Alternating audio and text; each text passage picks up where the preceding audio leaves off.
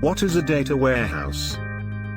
A data warehouse is a type of data management system that is designed to enable and support business intelligence by activities, especially analytics.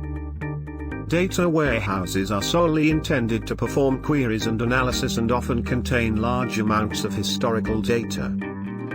The data within a data warehouse is usually derived from a wide range of sources such as application log files and transaction applications. A data warehouse centralizes and consolidates large amounts of data from multiple sources. Its analytical capabilities allow organizations to derive valuable business insights from their data to improve decision-making.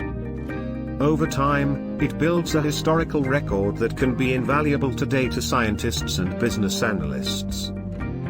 Because of these capabilities, a data warehouse can be considered an organization's single source of truth.